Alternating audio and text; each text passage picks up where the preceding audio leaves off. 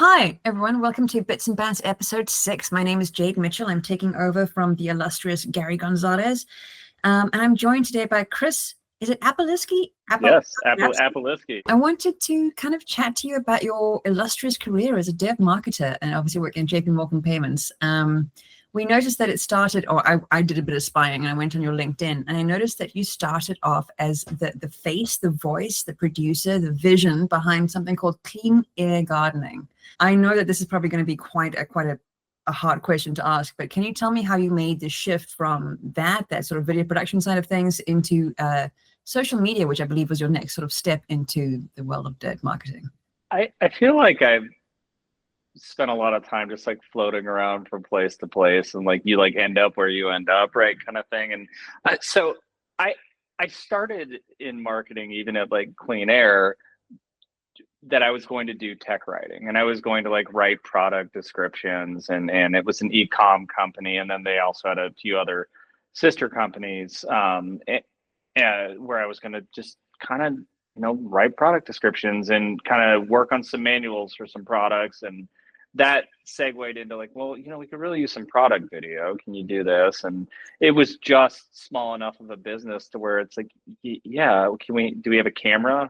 Let me just figure it out. And I would bomb beers and edit videos of my friends and I in college, right? So I knew my way around like Premiere and Final Cut, and I just started doing that. There's plenty of videos I can send you on the side of like me hawking gardening supplies to people, gardening gift ideas for 2010 and so I found my way out of that into like a web development agency that did paid social, and that was very much the same thing. Like I was like looking for a new gig, and it was so small business there that when I interviewed, I got 2 job descriptions, and somebody asked me, what are you going to interview for? And I'm like, either social or SEO. I don't know. I'll find out when I get there, kind of thing. And did that for like a long time, but that exposed me to dev marketers, or at least developers and people that are playing around with technology. A lot of them are building stuff, and I don't code. Like the last thing I built was like a GeoCities page when I was a kid, right? And so a little outdated. And it had me learning how to talk the talk and walk the walk and all those other cliches that I can kind of say. So I left there.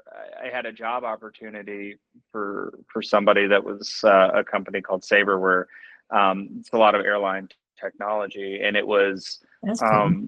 yeah, it was awesome. It was hey, we're taking our developer repository from just like an internal kind of facing thing to external facing, and to actually need like marketing behind this, and we all these visions, we're gonna do hackathons, and we did. It was awesome, but the long answer to that is I had all these steps that like led me there to like when I first started dev marketing. So years later, as you both know, I had like a lot of agency experience kind of thing there in between there and coming to JP Morgan. But it was funny when I was interviewing at JP Morgan, and it was, I've done this from the ground up for an enterprise business before. So like, let's go. Like devs are interesting and fun, So yeah, that's a very long answer to how the whole progression was, right? So I think that's kind of the thing, is like I think a lot of people come from different backgrounds, and I think I don't know, I'm just remembering back, during the sort of the .com burst, we all did everything. It was SEO and social and optimization and UI and all that sort of stuff. So it's kind of nice to have that big picture and also realize this is more than one person's job, actually. I can't do all of these things really well, but they all are important. So I want to talk to you, obviously, you've made the pivot to dev marketing. Your current role is Vice President of Product Marketing for JP Morgan Payments. Mm-hmm. What are some of the milestones you think when you look back on that were like, if I hadn't done that, I wouldn't be here now? Well, working at Sabre, the little kind of pathway that I was leading you was huge. Yeah. And each kind of experience that I've had led me to this, right? And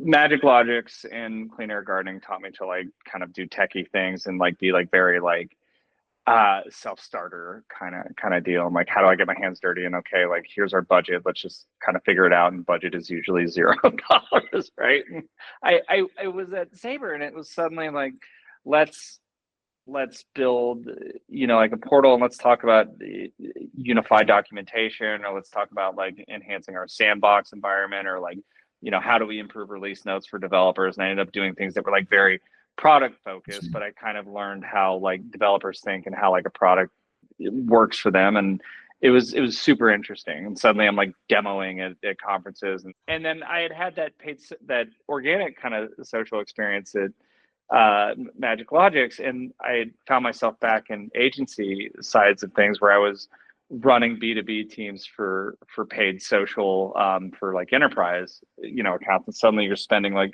millions and millions of dollars of the business's money.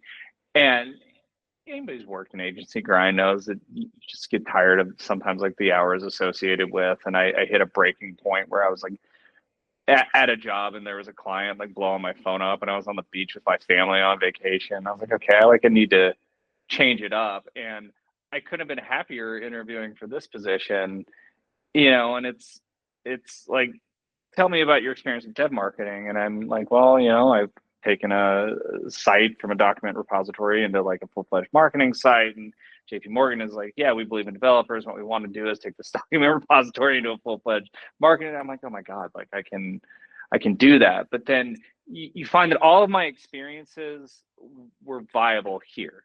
Like I know things about paid media, I know things about search and social, and I know things about content marketing, and like all of these things are still relevant. And so having a B2B or like a business to developer even like lens on it, I've been able to kind of like translate into like a very easy transition, you know what I mean? So it's just bringing myself to work every day, right? So here's all the stuff I learned and all the mistakes I made, and here's how to not make them again. I mean, that's important, right? Like you have to screw up a lot along the way, and you can't be afraid to screw up. It's not like every campaign I've ever done or every idea I've ever had has been a home run, but then when you have the screw ups or you have a campaign that doesn't go well, or then it enables you to kind of advise on it later on, and to maybe somebody, like to maybe somebody younger, it seems like I'm very well put together and I'm, I'll have a right answer, but really it's like, no, like I got raked through the coals for something 10 years ago in my career. And so now I know not to do that. Right. So. Absolutely. This isn't a question on the list, but I'm just curious, you talk about the sort of the love for dev marketing and kind of reaching it from that perspective from your work with Sabre. What is it that you love about a dev audience?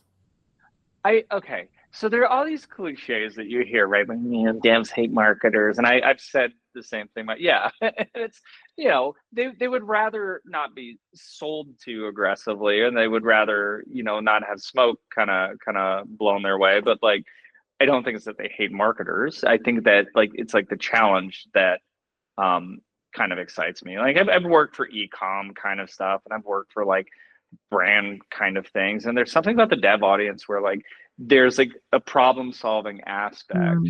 And I like that, because everything is like, okay, I have to do, function X, can solution Y get me there, and can it get me there in the most efficient kind of manner possible, and how to like I build something. And so as a marketer, and especially if you're not like a dev, right? It's about knowing just enough to kind of point them in the right direction, to say like, here are the tools that we have, so like you can build something and you can succeed. And instead of just like a blueprint of something like, see a shirt, buy a shirt, you're like, see a potential solution, visualize your own answer, and then how can we get you to what you specifically need to do. And I think that's cool. It's like, I don't know, it's like techie, it's interesting, it keeps my brain working, which I like. I need some kind of like stimulation. I found that it's not the same every day. Like there's different problems that arise when your job is, if bringing it back to ecom, for example, if your job is continually just to have somebody travel to a website to buy a shirt, you know, and like one and done, and then maybe retarget them later down the funnel. It becomes routine. And here, technology is changing, developers' interests are changing, the way that they're coding is changing, and like how they're adapting to things. And so you as a marketer are always kind of like doing something different. So it's humbling, and it's a reminder that like I'm not always the smartest person in the room. In fact, I have that reminder daily. I never think I am the smartest person in the room, but I like that, because like I feel like I'm always learning and always growing, and I don't want to stop those things at any point in my career, no matter where I am. I mean, this is going to sound like such a stupid metaphor, I think, but for me, it's sort of like B2C versus B2D is almost like dogs versus cats. Like you can get a pet from a dog quite easily, but Right. the cat comes up and wants to sit on your lap. You've earned that. You've earned that the hard way. You've had to show all the trust and build the environment. And so I don't know, devs as cats. And I'm like, if you actually get the cat to give you the attention, you've earned that. You know, this isn't just like buy sugary drink or buy cool t-shirt. It's tough. It's a big investment. Yeah. It's true. And the cats are skeptical of you immediately anyway, just much as a dev, you know? And I can't roll in there like the Steve Buscemi meme, like, hello, fellow devs. Like, I can't act like that, you know? Like, I have to be like kind of knowledgeable, right? So, in your opinion, what are some non-negotiables, some skills that you absolutely have to be able to work in this field, especially like we said with the cats who are the dev marketing audience? Yes. The first of those is to be humble. Like, I think you have to like understand that you're not going to know everything, and you have to have the ability to like piece together like little tidbits of information and understand that there's like a broader scheme available, right? So when I first got into dev marketing, I was like, I have to know what every, you know, one of these 142 APIs on this portfolio, you know, does. And, you know, I'm like studying it. And no, it's not that I didn't know a thing, but you realize like how impossible that is, right? And like you think like that was travel, right? And it's like, okay, cool. This suite of APIs does something for shopping. This does something for booking.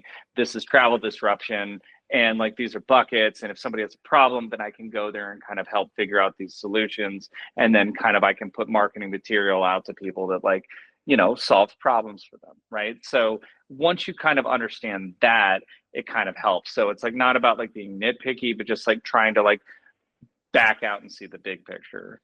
And the be humble part just comes from, you know, like trying to not go in there just full of hubris, right? Like understanding that like everybody has different needs and everybody has different things that they're trying to like accomplish, and that like if you can just like learn to like listen, and I would say that's the other one, is like you have to be like a good listener, and then like all the marketing kind of stuff comes easy, right? You know, besides like, you know, looking through web analytics and all those kinds of things to like help advise campaigns, like sometimes it just comes from talking to DevRel teams or like being on the ground with developers and like hearing what types of issues they're having or things. And it says like, okay, like there's a trend here that I see. Can we put out messaging for this? Can product help build something like this that enhance this? And having those kinds of levels of communication everywhere. So yeah, that kind of like openness, humility, and then like ability to like back out are like absolutely non-negotiables. I think like you have to be able to do that. You can't like come in like hot action cop and be like, I threw out a campaign. You're going to love this campaign. Otherwise it doesn't work, you know? So. It definitely sounds, yeah, like you have to kind of be more of an advocate than a mad coming up with ideas. You've got to kind of be like, this is what's needed. This is how we can achieve it. This is how we can meet the needs of those people before our own marketing desires, etc. Yes. And don't even get me started with like Mad Men ruined my idea of marketing anyway, or you know, certainly my time in the ad industry. My thought that I could bust into a room and, you know, drink a few glasses of whiskey and have a great idea and then leave. I'm still waiting for that moment in my career. I think we're both 40 years too late, unfortunately, but Right. at least we have some, so there's that. Right. So the next one, what are some things that distinguish an enterprise developer marketing program, like the one that you've been building, for instance, compared to something like a startup environment? And I'm imagining something like a Sabre sort of environment like you worked in before. So obviously there's a lot more bureaucracy, there's a lot more people involved. As you said, there's a humility involved in kind of bringing more people into the conversation. Right. What are some other considerations for someone who's moving from sort of a startup environment into a much more big structured place?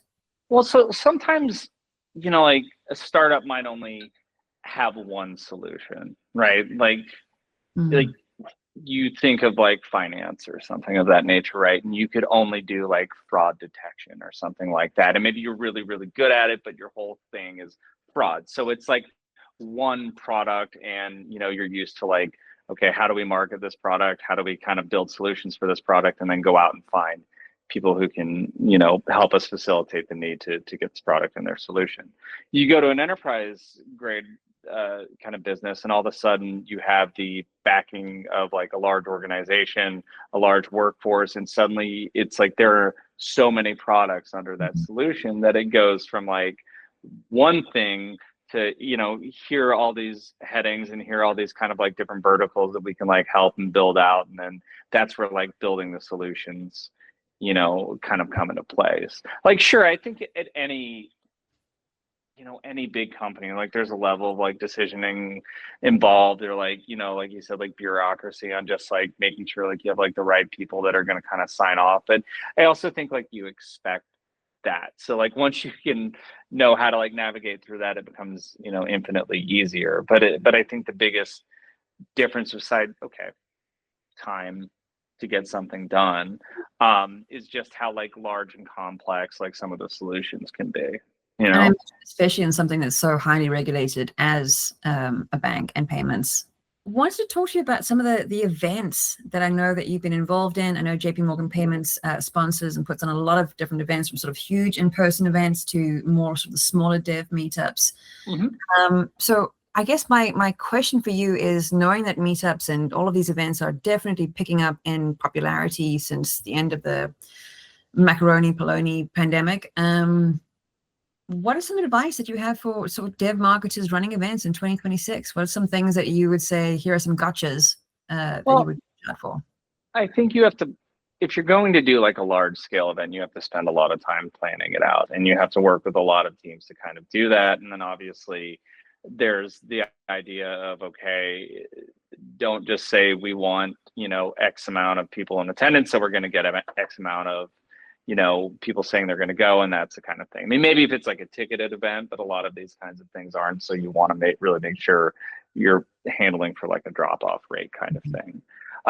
For your basic meetups, I think a lot of that kind of stuff can be planned on like a little bit of a shorter scale, right? Because like they're always going on. Companies are like, oh, we want to talk about this. Hey, like we are going with this theme. Everybody has a different editorial calendar, and everybody kind of starts to know each other. So it's a matter of like sometimes just getting like your DevRel teams talking to each other to say like, can we at least like have something that makes sense to kind of talk about? And you can like, they're not as big of a production. It's more like make sure your team is out there and that they're like getting the word on the street, and they're like evangelizing your product, but then you're also like kind of learning to build kind of different use cases with other kind of brands in the space kind of thing. I think the big kind of events are really, really cool. As I mentioned, I've done, hackathons at other businesses before, and certainly at JP Morgan, we've done like some very awesome events. You've seen like the work with Acquired and that, but those are massive teams doing that, like that's, and I'm very much like team kind of person versus like, me kind of person, like army of one or whatever. And so, there you're just lucky to be like, okay, cool. Like there's so many solutions here. There are so many, areas where we can provide value. Like how can I provide value for developers and show how like this kind of thing, fits into the whole. And I think those are challenging too, because there's a lot of industries. I mean, look at finance, right? Look at banking, and, I hate to use cliches like disruption, right? But all these like fintechs kind of came in, and suddenly years ago, like banking industries were like, okay, like this is a thing.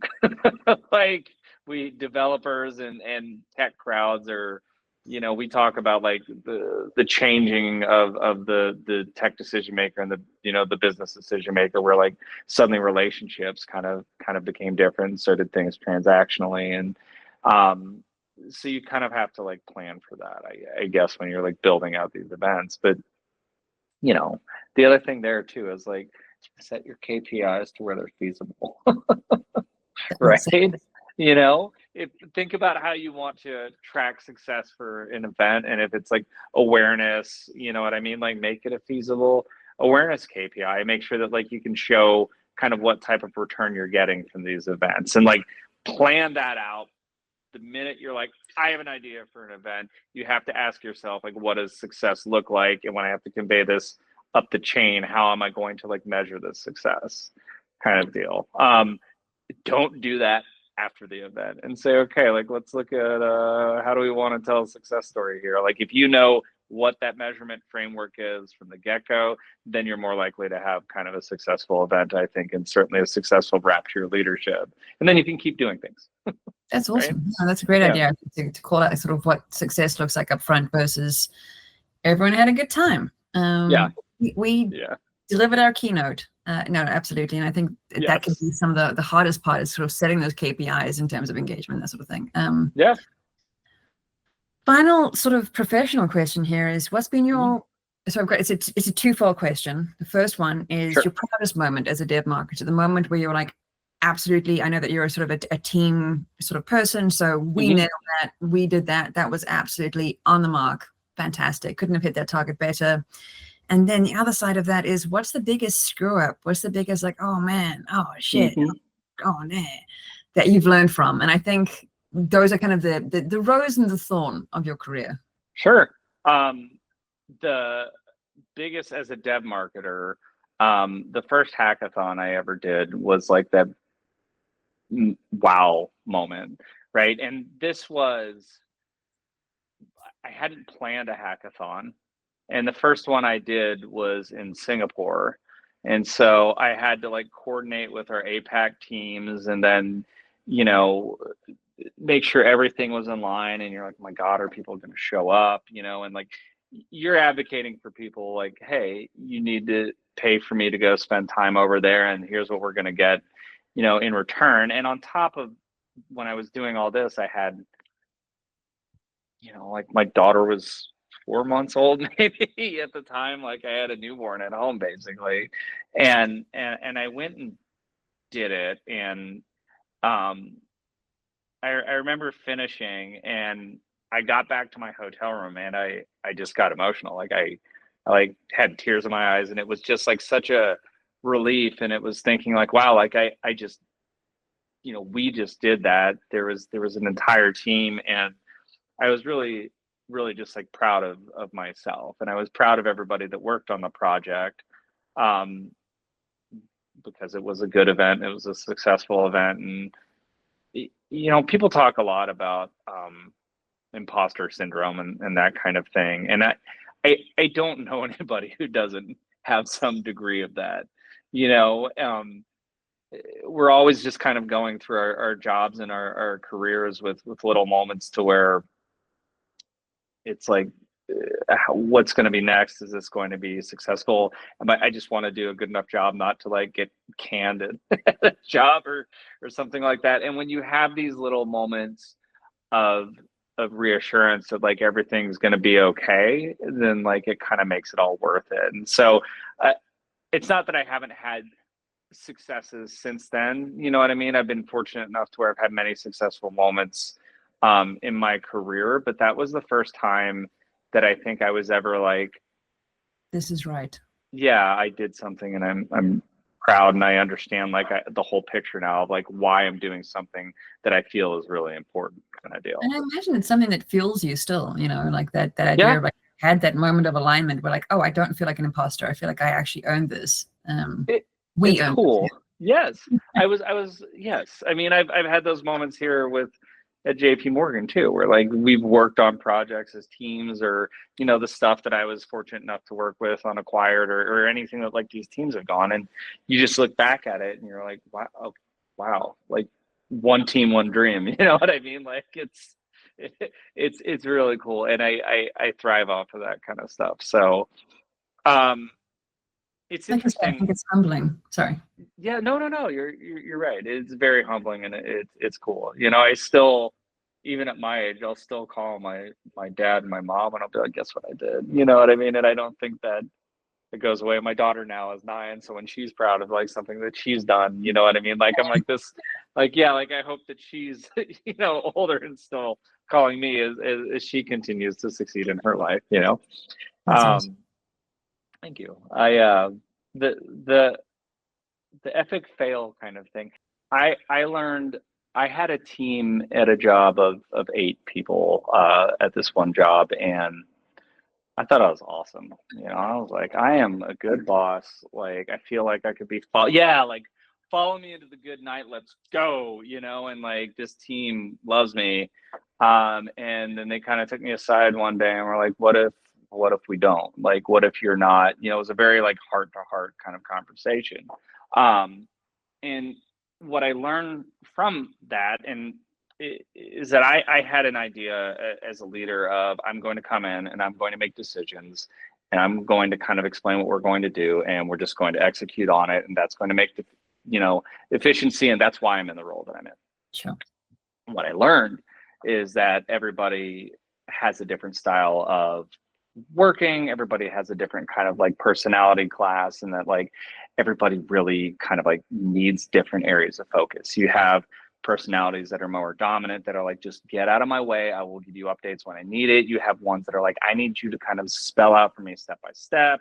You have people who are like, let me kind of test the waters with you, and like, this is the type of feedback, I want my one-on-ones to be like this, you're going to drive them, or I need to drive my one-on-ones. There's all kinds of different kind of aspects. And I had to work with this team.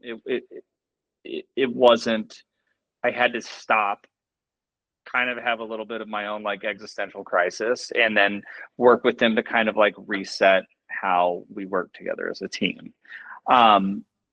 And then after that, it was like incredible. And I took this into like every job I've had since then, of like how to kind of approach, different people. And I think as a leader, like my team, I didn't realize it. Like they were in disarray. Like half of these people were like, I don't really like this guy. Like this guy kind of sucks. You know what I mean? Like he's gotta get his life together, and the team is not doing well, kind of thing. And many of these people I still talk to. I keep up with their careers. Like the girl that was the most skeptical of me and my leadership style ended up being like my biggest ally and like one of the like best people I've ever worked with. You know what I mean, kind of thing. But I had to learn that lesson, and we talked about humility and that kind of stuff even throughout like this combo. What I had to do is step back and like kind of admit to myself that like I could very easily be like, you don't get to tell me what to do, I'm gonna run the team the way I want. And I thought, I don't think this is the way that I need to work with these people. And it worked in my favor. But it's a hard lesson to learn. You know what I mean? Yeah. But for me, that was like the biggest career lesson that I had to like really watch, like something that I was. Huge one. I mean, that's sort of like a psychology lesson in a way as well. It's not just management 101, hit your KPIs. It's understand the different motivations and the different choices and the different sort of neurological preferences of all these people, and be able to adapt and meet them where they are. How fortunate was I that they were at least kind enough to take me aside. And I don't think that's an easy thing for anybody to do, to go to a leader or a boss and be like, I need to talk to you. And it's also, I'm going to manage up, and a team of people managing up to a boss. Like, I think that shows how well connected they were and how at the time disconnected I was, that I had no clue. You know what I mean? So, yeah. Again, I mean, to your credit, I mean, you're still sort of giving them credit for doing that. And again, I'm sure it took a lot of bravery for them to kind of put together and articulate it well. But congratulations to all of you for moving on in a really mature way. Of being like, let's just fist fight this out, like. Yes, yeah, no, so many good careers have come from that team, and it's like I learned from all of them. I hope that they felt they learned from me too, but I definitely learned a lot from them too. That's awesome. So, yeah. That's such a beautiful sentiment to end on, but I do have one last question, I'm afraid. I need Yes. to know the name of your fantasy death metal. I've said death metal. It can be thrash, it can be power, it can be any form of metal you want, but it does have to be a metal band. And to the name and why. I did think about this, obviously, and there was a joke with a friend of mine and myself in high school where we saw, I don't remember where we saw it, maybe it was in a textbook or something, but it said uh, schizophrenic psychosis catatonic syndrome, and we're like, that would be an awesome name for a band. We never named, but like if you do it in the death metal font, like it's so big, it would just be like so many It like, looked like a yeah. font. Yes, Yeah. because you look at those early kind of pioneers of death metal, and everything had like some kind of medical name to it. You know what I mean? It didn't get as wild as it did with like the tech death stuff now, which is all like spacey and nerdy. But the other answer too to this is if I was going to do it like now, I would like to pay homage to one of like the early pioneers of the genre. So like I don't like, I would name it after like a death song or a carcass song or something like that. So like you could call your band Spirit Crusher, which was a death song, and that's totally metal, right? Yeah, absolutely. I mean, just like acknowledge the fact that we're elder millennials. Be like, dislocated shoulder. Yeah. Yes, yeah, right. Like wrong last night. Yeah.